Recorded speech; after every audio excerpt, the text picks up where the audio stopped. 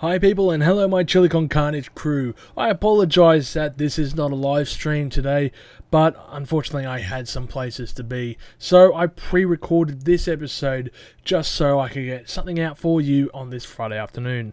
I promise next week we will be back to the regular Friday streams. So let's get into this one, and well, as you can see by the title I should say, this is actually going to be a little reaction to a news article by Loudwire, and it's a ranking of the best metal albums of each year since 1970. That's right, we're going to go over 50 bloody albums. Hell, if I give each album 2 minutes, whew, this is going to be a long episode. Hopefully I do not go twaddling on about random crap, so here's to hoping, but not promising. So without further ado, let's get into this, because man, this is going to be a really long episode. I can just tell. I don't know. I feel like I'm just going to be going through this one and going, oh, fair enough, good choice. So here we are, Loudwire.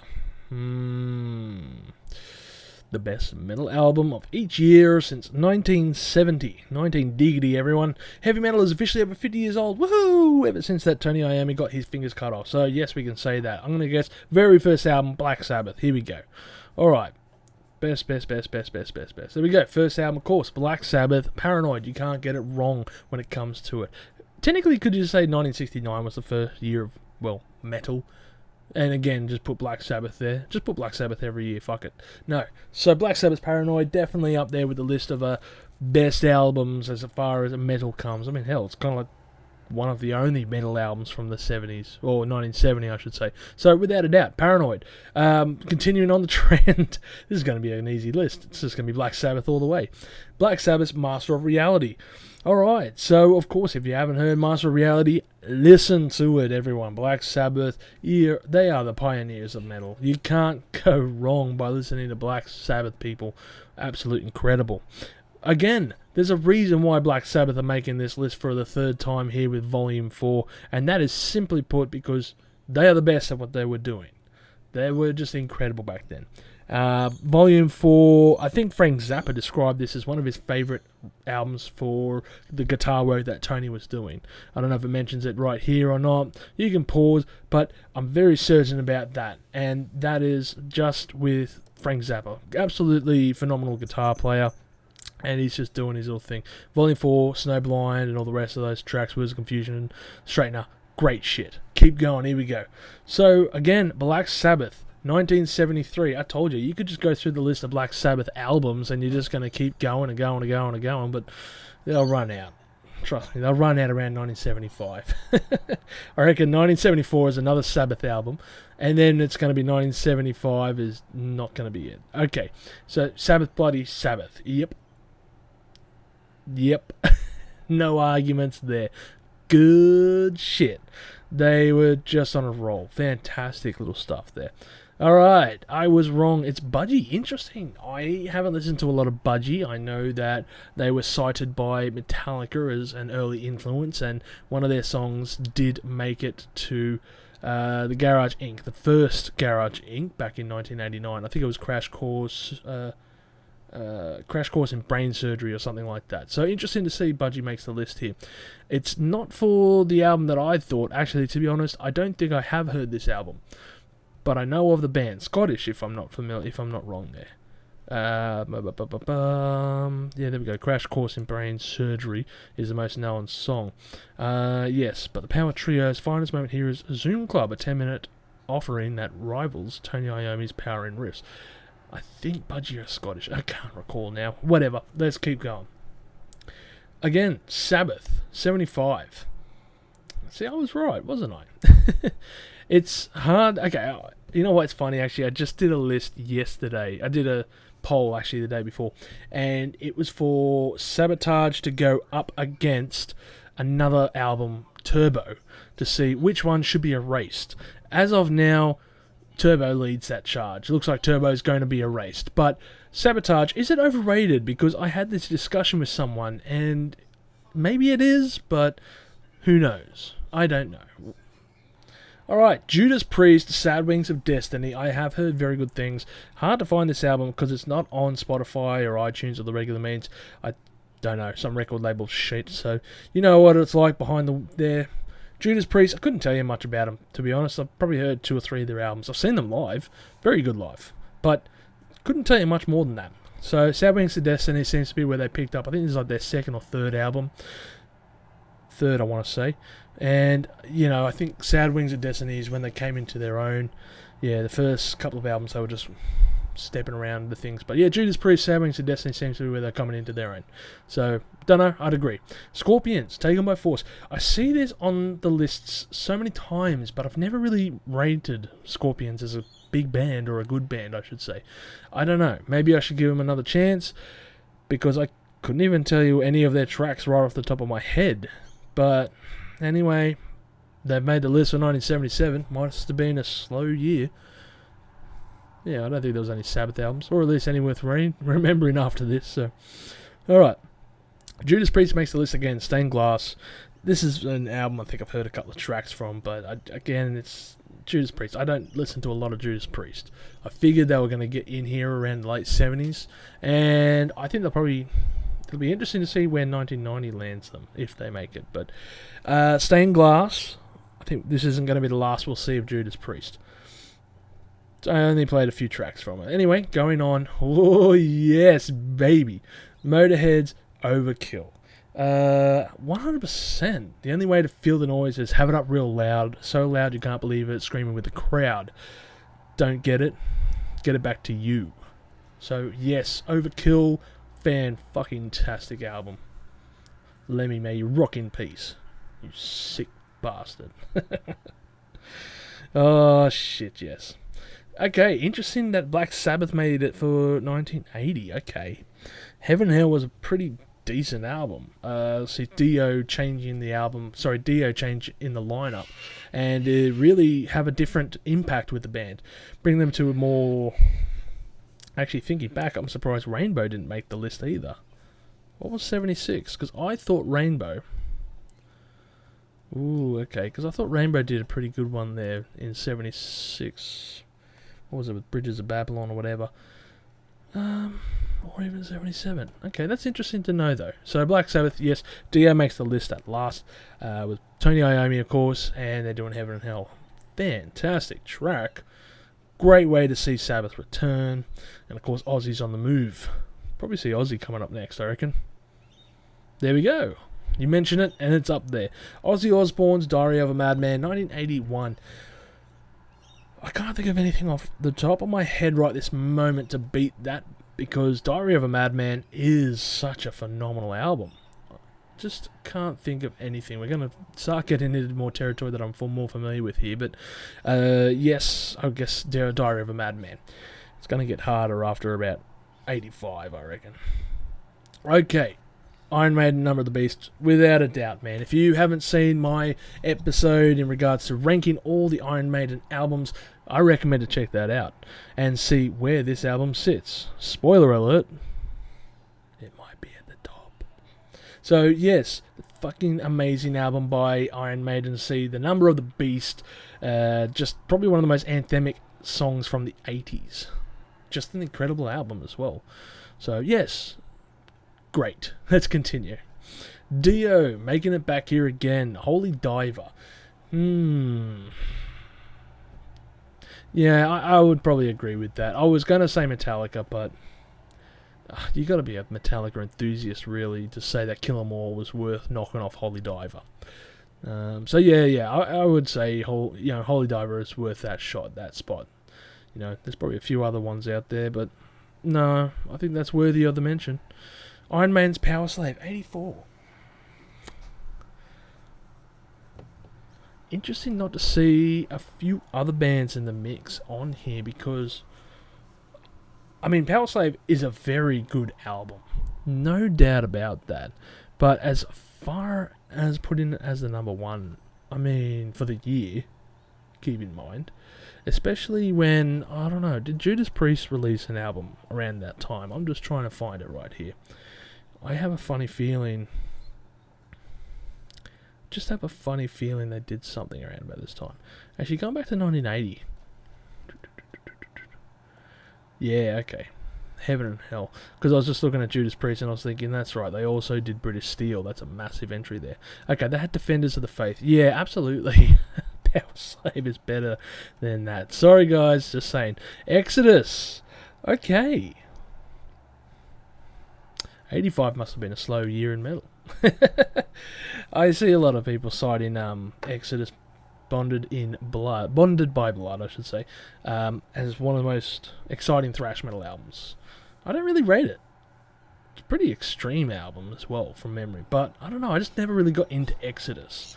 Yeah, one of those bands. Anyway, moving forward. Master of Puppets. Now, 1986 was going to be a hard year because you had Master of Puppets and you also had Slayer's Reign in Blood. Obviously, they've chosen Master of Puppets, and I would choose Master of Puppets as well. Metal at its finest, people, right here. Just saying. But still, Metallica's Master of Puppets definitely should have earned that spot. When it comes to the, thrash metal gods that is, you can't give up the ghost when it comes to this. So yes, Master of Puppets, bang on, right there. What do we got? King Diamond, 1987. Abigail, I hear a lot of people talk about it. I've listened to the album once or twice. It's alright. Maybe it's King Diamond's voice, I don't know. It's a very high-pitched vocals that very different to what you'd expect from a lot of metal bands, even around this time, especially now. It's extremely high pitch. So, I don't know. Abigail, sure, why not? Aha! Queensryche. Operation Mindcrime. It's a good album.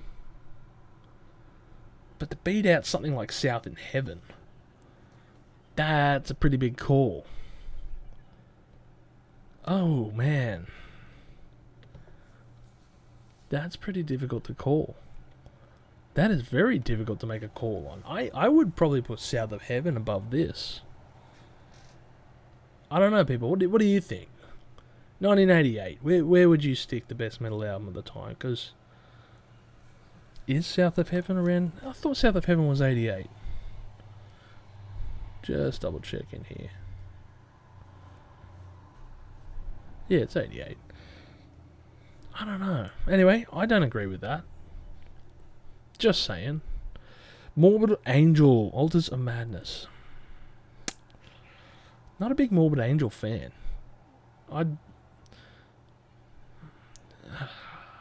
Justice? Anybody? I'd say Justice, but I don't know. 89, we're getting into very complicated albums now because you're starting to get into a plethora of metal around about this time. In the 70s, you kind of had a very narrow list. It was always going to be Sabbath because that was pretty much the only metal around the time.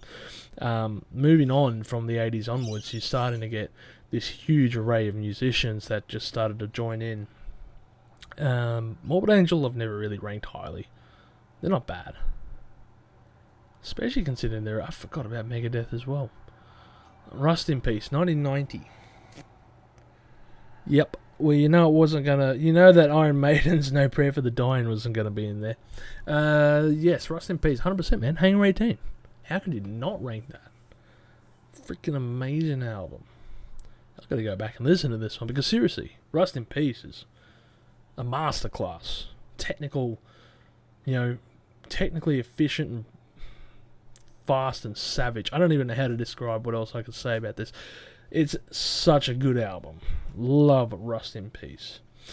Oh, 1991. That was going to be the big one, I thought. Actually, I was just thinking... 1989. Let's go back. Morbid Angel's Altar of Madness comes out, but... What about Pantera? I thought Cowboys from Hell was 89. No, it's 1990. Okay.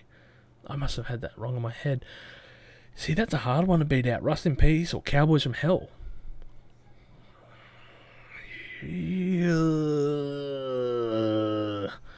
That's difficult, man. That is a difficult one. I don't know what to say. Shit. I guess I'd say Megadeth in the end. That just sounds terrible to say. out loud. Ah, well. Alright, moving on. So, Metallica's Metallica's Metallica, the Black Album, everyone. How could you say it wasn't? It's the biggest selling metal album ever. People can say what they want about them selling out and doing their own moves or whatever, but in the end, they just changed. They changed for their own reasons. They wanted to write some different stuff, and it paid off. Yeah, they won over a whole bunch of fans with it. You know, if it wasn't good music, they wouldn't have sold it. Just saying. There's a reason it's the number one selling metal album of all time. Pantera. At least they made the list for this one. Vulgar display of power. How can you not put Pantera on a metal list? Oh, sorry about that. So yeah, vulgar display of power, everyone. I still laugh at that. Oh man. He batters listeners on a new level and fucking hostile. Oh man, they did not, and they just went harder after this as well. If you think this is brutal, wait until the next album and the next album. Not so much the one after that, but still. Type O Negative. Okay. Going into the goth metal realm here with 1993's Type O Negative, Bloody Kisses. What was it? Christian Woman. Was it? I don't know. See, like, I don't rate their first album. I do not like it. It's very different. This is again another shift from where they began. Black number one. Black number one. Yeah, really cool shit. They did this fantastic fusion, I guess. Kind of like, I don't know, The Cure meets metal. I don't know. I don't think anyone's captured it since. I think whatever Typo did back in the day has never been captured since, and nor should it either. Nor should it be attempted, I should say. Peter Steele is the one and only person who could do it. It's just him and his baritone voice, as well as his sense of humour to a degree, but everything about it. Yeah. Pantera makes it again for Far Beyond Driven.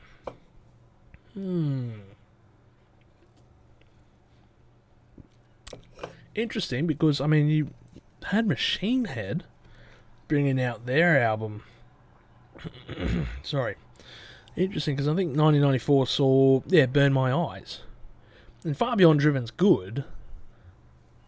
I don't know if I'd call it something up there, though. Okay, yeah, I had 5 minutes alone and I'm broken. There's a statement here, is inarguably the heaviest album ever to reach the Billboard Top 200 charts. Fantastic. Somehow getting heavier than Vulgar Display of Power, yep. But I would still say Burn My Eyes probably deserves this list. Just saying. I don't know. 94 is starting to get interesting for metal, so we go on. 95.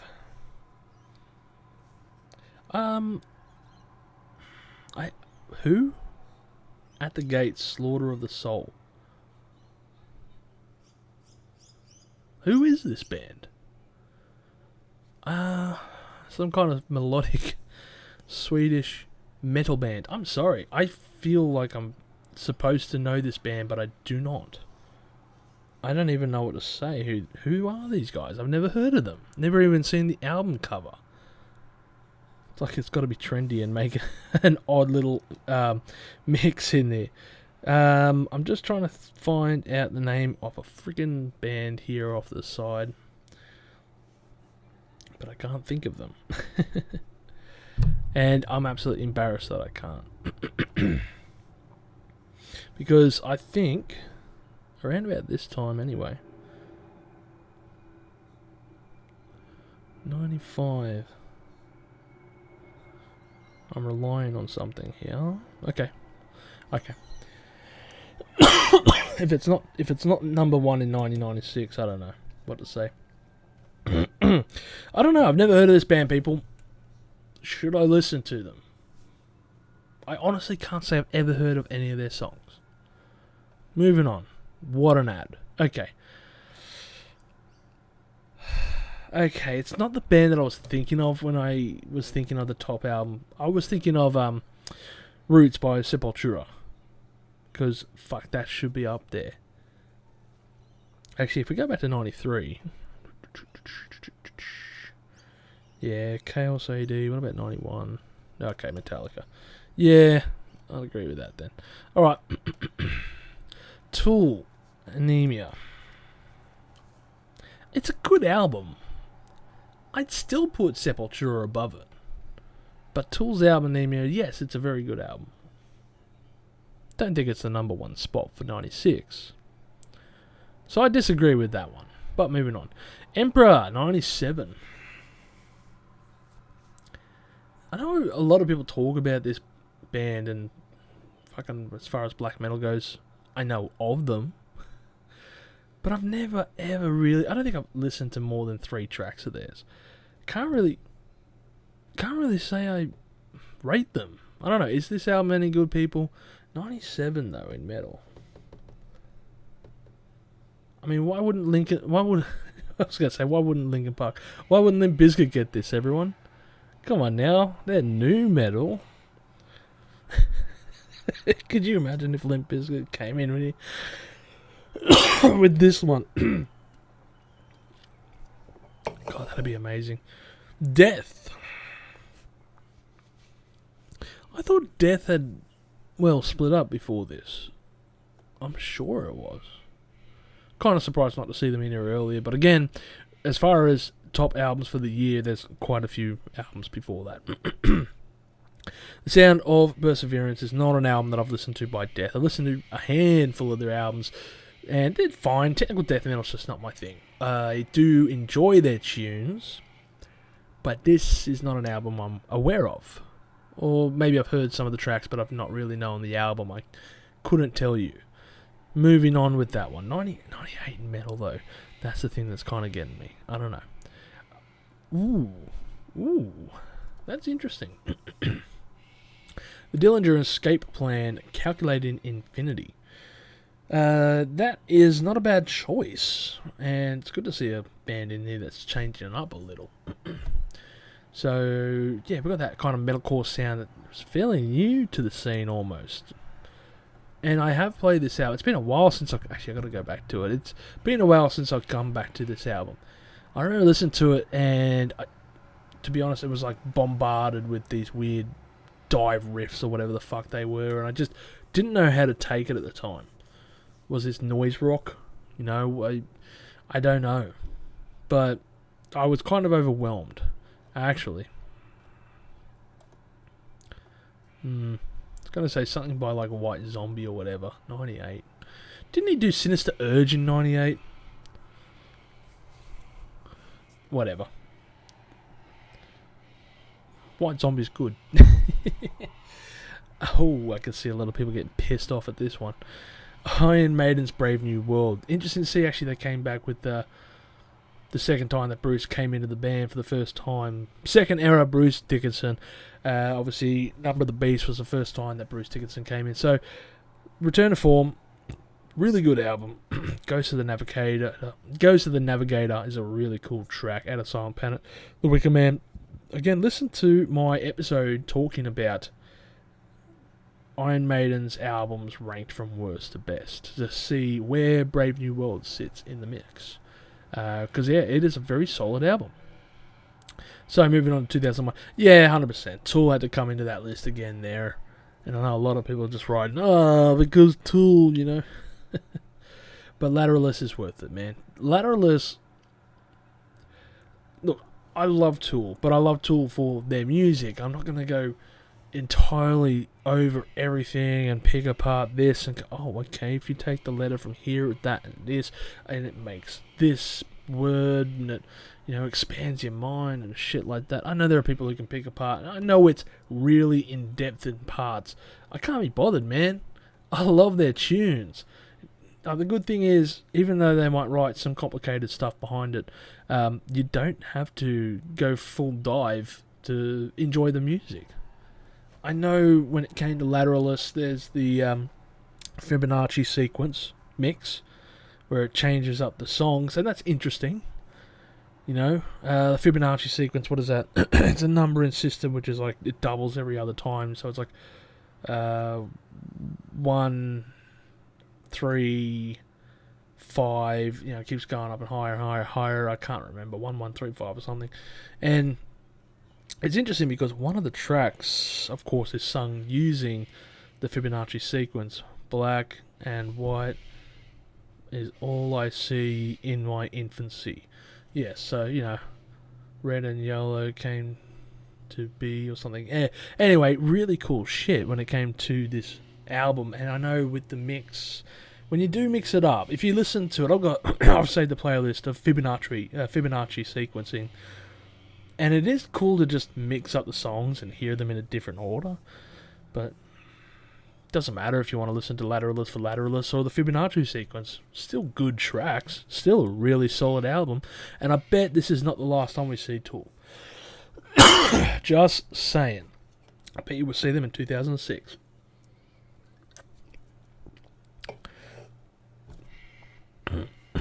I've seen this album cover.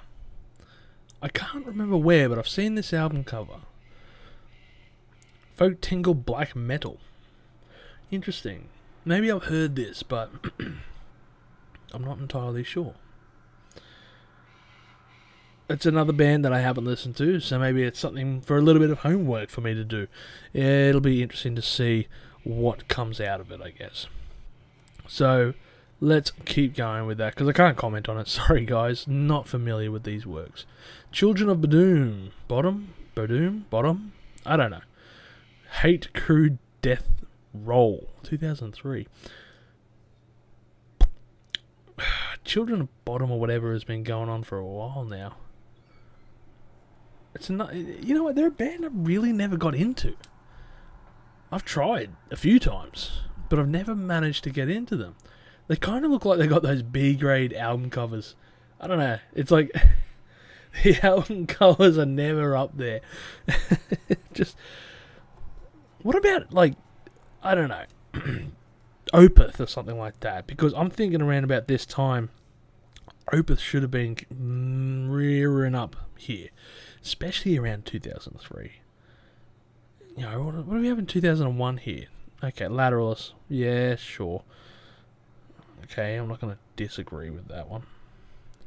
Because I did have, Blackwater Park. I mean, this one... Or this one, what is it? Damnation. Okay. Maybe a bit later on. Maybe it was an album I was thinking of otherwise. Another album I just can't tell you much about. Sorry, guys. Mastodon. Leviathan. I mean, I love this album. But I wouldn't even call it my favourite Mastodon album. I'm surprised to see it reach number 1 for 2004. It is their most brutal record, though. Yeah, not a bad album, actually. Yeah, sure, Leviathan. I'd put it up there. Okay, there's Opeth, everyone. Okay. Ghost Reveries is definitely... That's another brutal album, guys. Again, it's interesting to see Opeth in the range of music they can write. There's a lot of that death, melodic core, of whatever, melodic death metal, whatever you want to call it. But at the same time, they can have this acoustic style that's softly spoken and could whisper you to death. So yeah, it's a very interesting piece, I guess. Ghost Reveries, good album, very good album. Surprised actually, a little bit earlier. Actually, not for 2003. But maybe a little bit earlier. Because I would have actually put... Now I'm thinking about it.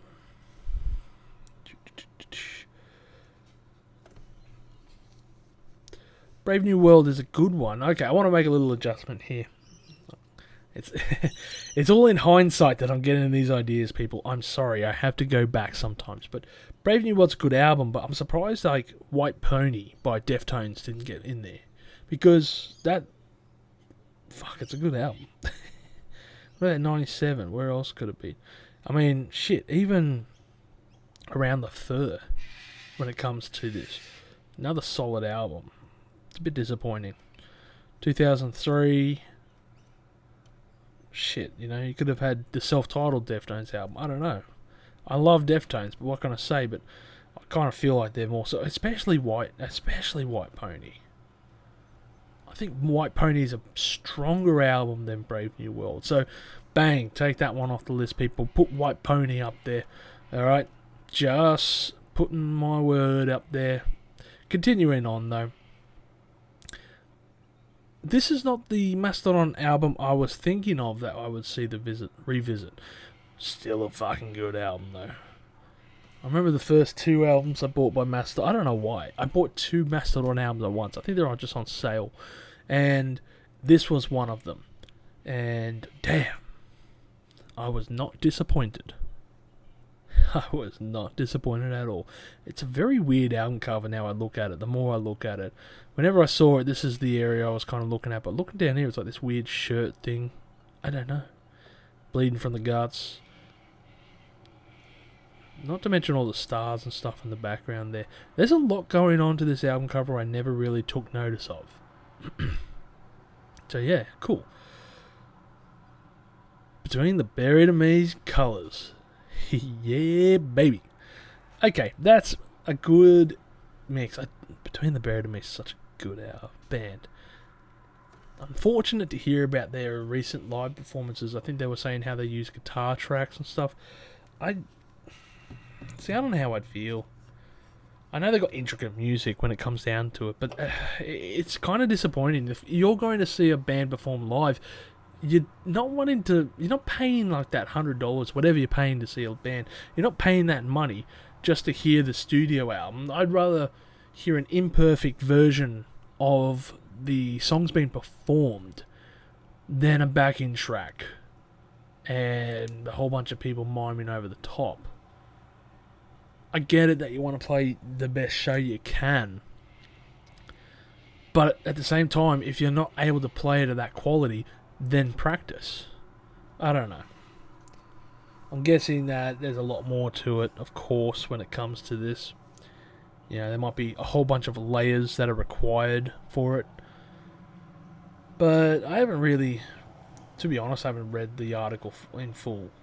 It just sounds, but when you hear that someone's doing, backing guitars, when you could even hire another guitarist, a touring guitarist to do them, it's kind of disappointing. Just saying. You can't do much variations. You can't feed off each other. Colours, good album though. Very good.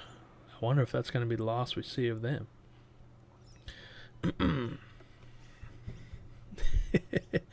The song that spawned 1,000 drummers to start smashing their feet against those double kickers. Obscene. Actually, thinking back to 98, couldn't you put like Chaosphere? Don't know who made 98, but Meshuggah, everyone, Chaosphere could have been up there. Obscene though, damn good album. Damn good album. How can you disagree with that? At the end of the day, though. Just saying, Obscene, very good. Okay, I knew that this one would be here. I just had a feeling. I don't know. 2009, Mastodon, Crack the Sky. This and Blood Mountain were the first 2 albums I got from Mastodon. Both at once, because, when you got a whole bunch of money, why not spend it? And yes, I was not disappointed. Best $15 or whatever I spent on this CD. Really good album. 100% my favourite album by Mastodon. Definitely. To see, the last Baron and Oblivion, Divinations, all of those tracks are just, The Tsar, I think, was another one. It's Mastodon with their attempt at progressive metal, and it really works. I wish they went back to this a bit more. I feel like maybe it was a bit complicated for them, and they haven't gone back to it. Or, we've done it, why would we go back to it? I kind of wish they did, though, because some of the most entertaining songs are their longer, more progressive and complex material. Looking back in particular at, what is it, Jaguar God, I think, from Emperor of the Sand. Emperors of the Sand, the last track. I'm pretty sure it's Jaguar God. It's like 8 minutes, and it just breaks down. It goes hard and really good. Nowhere near as complicated as the stuff seen on this album in particular. If you're into your prog metal, just saying. Interesting, actually, now I thought about it, but there are no Dream Theater albums in this earlier mix.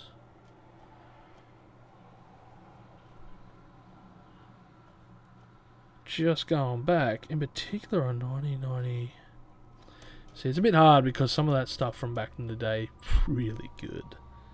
But, just going to think, hang on. Again, apologies, but these things pop into my mind at the very last second. 99. You see, I would have taken... the Dillinger Escape Lance is a really good album, but Metropolis Part 2, it's like probably the best prog... almost one of the best prog rock albums, definitely the best prog metal band album ever. So it just seems like a shame to miss out on that one. But I guess, hey, you can only put one in at a time. I know I'm just ramming through these things and just trying to find something here. But it has to be done. My apologies. Alright, spawning back up here. What do we have here? 2009 was the last one. Bang, bang, bang, bang, bang, bang, bang, bang, bang, bang, bang. Tweedledum. Alright, Ghost. Trigger warning right here, people. Just saying, like, for those who are saying this is when the best metal albums and then they see Ghost on this list, I can see people just going nuts and going, fuck Loudwire, this is not metal.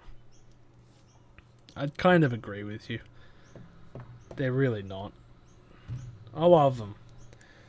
I really do love Ghost.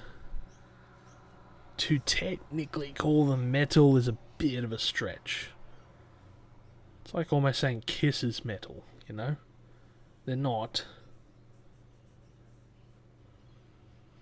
But anyway, Ghost is on the list. It's a good album. 100% it's a good album. Opus Eponymous, sorry. Good old Latin terminology when it comes to this stuff.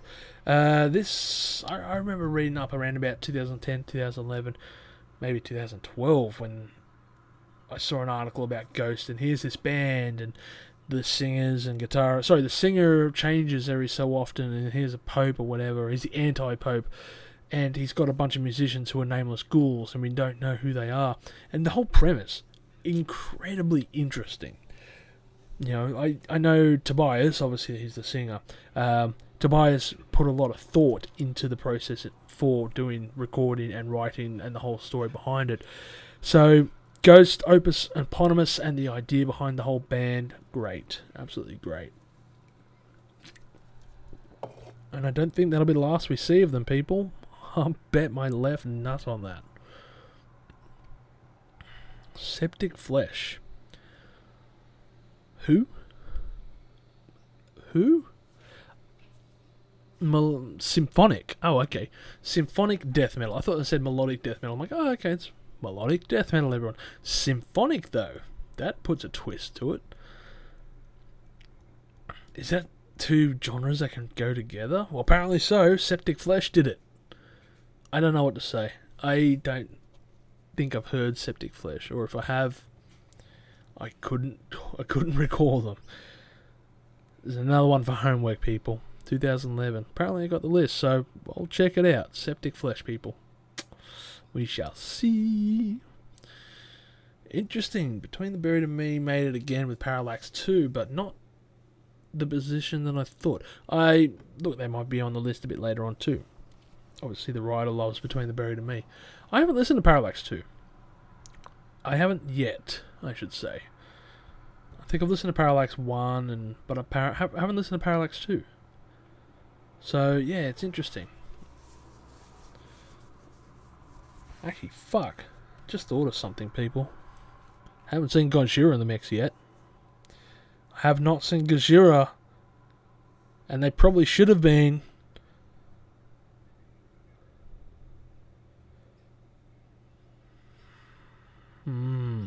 See, that could be complicated. It's either this or L'Enfant Sauvage. What's 2008? Who beat them? Okay. I was going to say The Way of All Flesh. What about 2005? Okay, Ghost Reveries from Master Series, everyone. Once again, doing the old research off screen. But Between the Buried and Me, Parallax 2 Future Sequence. Interesting. I would say sure, why not? Gorguts. Fantastic name, people. Gorguts. Gorguts! Sounds like... it sounds like Vish. Alright, how do you sing? Gorguts! That's the name of your band from now on, people. You will forever be remembered as that. Congratulations. Don't know you. Behemoth, the Satanist. 100% agree with this one. Massive album.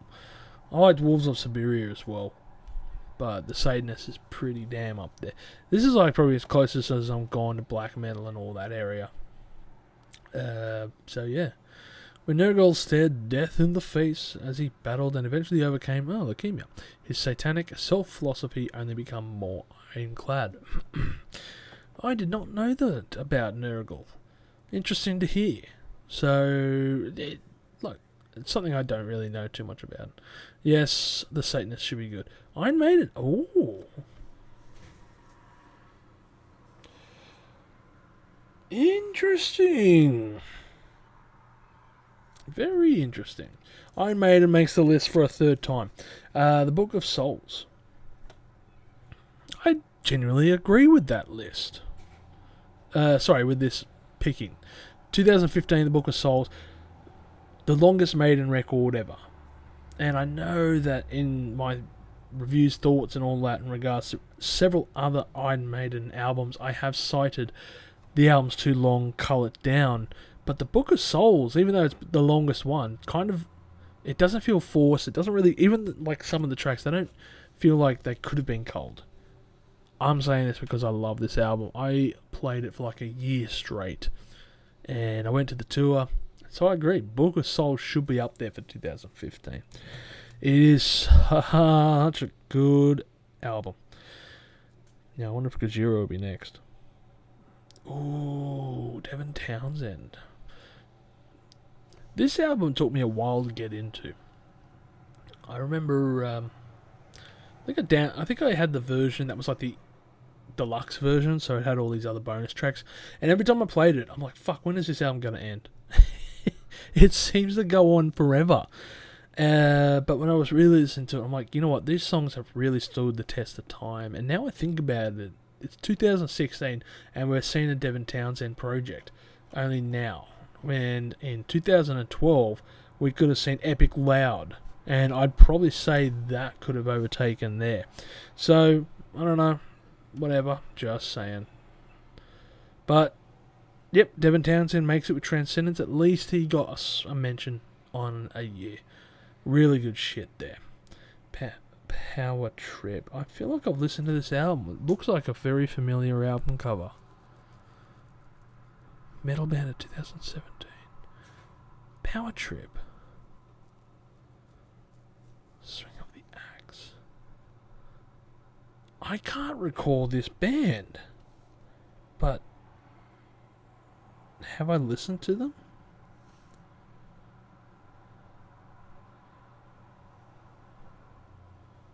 I haven't got them on my list. I'm thinking of another band maybe, but I couldn't recall their name. It looks very similar. The album cover, it looks fairly similar. I think it's the colour scheme. Alright, I'll check that out. So we're talking about Breakout Metal of 2017, thrashy hymns. It's interesting to hear that thrash is making a little bit of a comeback there. Sleep, everyone. The Sciences. Sleep has an interesting history. Probably one of the juggernauts when it comes to stoner metal bands, but especially considering their album... Fuck, what's the name of that thing? It's not Weed Eater. That's The Wizard. Jesus, I've had a complete mental blank. The Sciences, the Sleep. They did it. Basically, the story behind it is they did a track, an album, and it's one track. Dope Smoker. Dope Smoker is the freaking name of the album, and it's one track. It's 65 minutes long. I think I've listened to that track twice in full. It's such a long bloody track.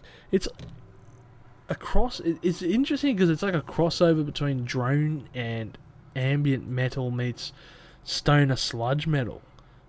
When you're playing it through, it's like these slow riffs, just boom, boom, boom. You know, it's kind of got that Sun O feeling to it, or Sun, I think they just call it. But yeah, but it's more like Sun is ambient metal. It can be a bit dreary at times, but Sleep, they brought back more of a riffage into that. Actually, I was just thinking, High on Fire should be in this list. I really do feel like High on Fire should be in this list. Alright. Was it a slow year for Tool to get Fear Inoculum in 2019?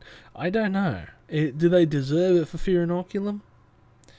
All I can think of is that meme where you see that person celebrating, you know, shaking the champagne, spraying stuff, kissing ladies, biting his metal, and then it's like all the rest of the podium just looking down on him like, really? You're celebrating?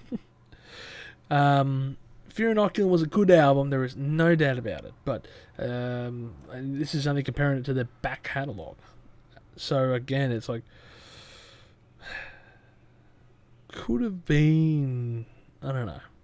See, I'm looking back here. I would knock off Sleep the Sciences for Electric Messiah by High on Fire, because that is one great album. And on top of that, you could also go back to maybe 2005. Ooh, going back here, everybody. Okay, maybe not. Blessed Black Wings, I was going to say. I would definitely say 2018, though. They should have got the spot for Electric Messiah. But, what can we say? Tool, 2019, Fear Inoculum, decent. Very good album. Not their best. I kind of feel, I don't know, you know, when you've been waiting so long to hear something, it's like, something's better than nothing, I guess. I don't have any qualms against the album. It was still a Tool album after all. Don't worry, people, it's only another 13 more years until we get the next one. So, what the fuck is this? Loathe. I let it in and it took everything. The title of Loathe's second album is an ominous one. One that calls to mind that quote from the Hellraiser film, "The box, you opened it, we came." Alright. Whatever elements this Liverpool band bunch wants to throw into their barbaric hardcore foundation. Ambience, jangling guitar passages, traces of catharsis. It's kind of interesting, actually, now I think about it. Sorry. Another tangent, people. Sorry, guys, but it is probably deserved. Is the fact that in 2007... What was 2007? All these after-the-fact things. Colours is good, but I would say The Blackening. You know, Machine Head's The Blackening probably deserved this spot. To me, that is one of the best metal albums I've heard in quite some time. Anyway, moving on. So, where were we? 2019? 2020. I can't think of anything. No, I can. Gojira's Fortitude. No, wait. That was the next year. Jumping the gun. If Fortitude comes up next, I'll just say yes.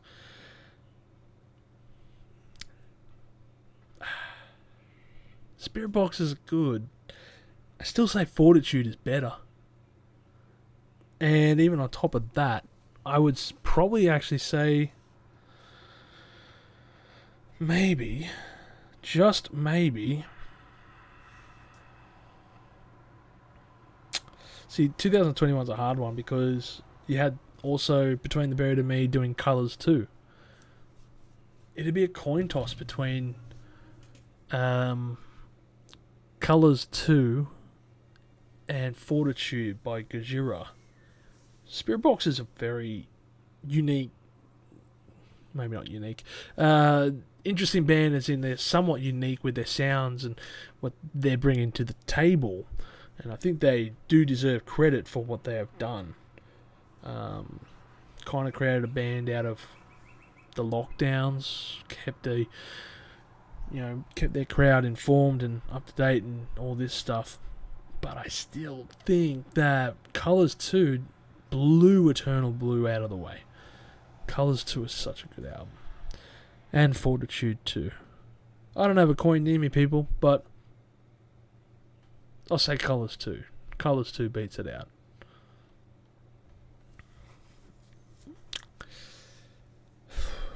See, 2022 wasn't really super memorable for music for me. There were some good albums, but Lorna Shore, Pain Remains. See, 2021 was really good. There was a lot of good music. And it was very hard because when I wrote my list of the top 10 albums, I think, of the year, that was just so hard to narrow it down. 2022, I was like, shit, what am I going to throw in here? Because it kind of felt like a lull.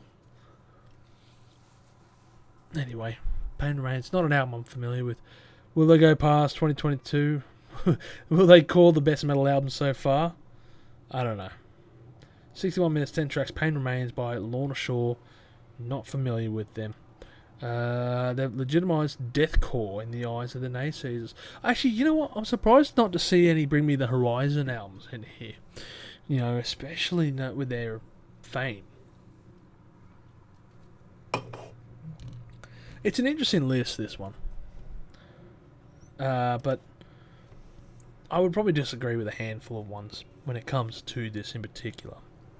I'd be curious to hear what you guys have to say about this, because, you know, it's a pretty decent list.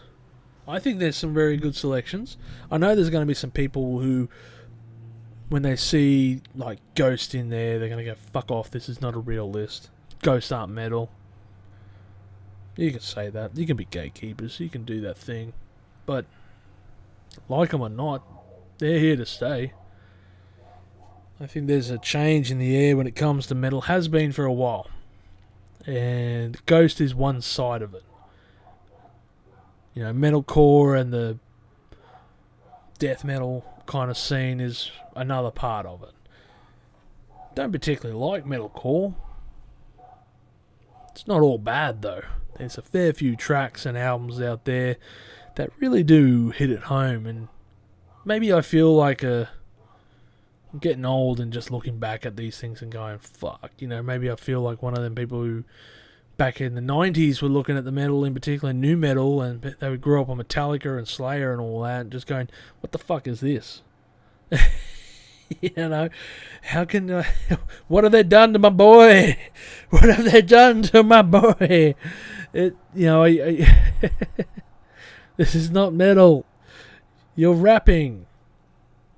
Actually, it's funny not to see Rage Against the Machine in there. Again, look, I mean, these lists have, when you're coming up with just one, I would say that's a hard list to do. You began off with Sabbath because obviously they're the only ones. They're the ones who created metal. You know, for a couple of years, everyone was playing catch up. Every metal band that you can think of that's been around for as long as Sabbath has, Uriah Heep, Judas Priest. That's probably about it. They weren't playing metal at the time.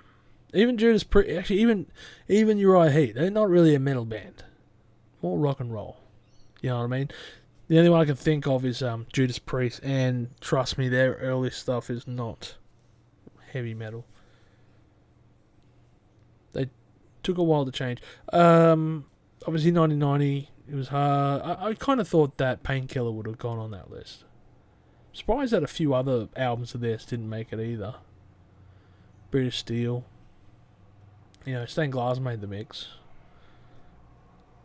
Glad that no fucking hair metal made it though. Actually, what was in 87? Because, I guess Guns N' Roses aren't considered metal. So I guess that's why they're probably not there. To see no Motley Crue is always a good sign. Same with Def Leppard. These are just my thoughts, my ramblings at the very final part of this. So, I think it's a pretty decent list there by Loudwire. Maybe it's got me thinking about whether I should do one. If I did a list of my metal albums from throughout the years, then I probably would skip the first. I'd skip the 70 to 74 mark, because let's face it, Black Sabbath's always going to be there. I'd probably start at 75 onwards. Make it hard for myself. I think that pretty much does it for this episode, everyone. I'm sure by this stage I'll be 5 down rather than on my first. But I hope that you all have a great day in regards to whatever you're doing. Wondering what is going on with the new music, and I don't know. I'll give you a quick readout of whatever albums I can quickly see coming out today. I know Gorillaz, actually, they've got a new album out today, while I quickly mention it, so I'm probably going to be listening to that right about now. But the Gorillaz have got their newest album out today, 24th, people. There's probably not really much. Godsmack, interesting. Lighting Up the Sky. That's interesting because I remember reading an article just recently where they were talking about not writing albums. They were talking about being, we're the best at our game, we've never done a bad album, blah, blah, blah, blah, blah. So, interesting. Gorillaz, another one. 100% I'll be down to listen to that. Very curious, actually, to see how they go. Because to tell you the truth, the last couple of ones haven't been that good. So hopefully this turns it around. If it's anything like Cracker Island, definitely.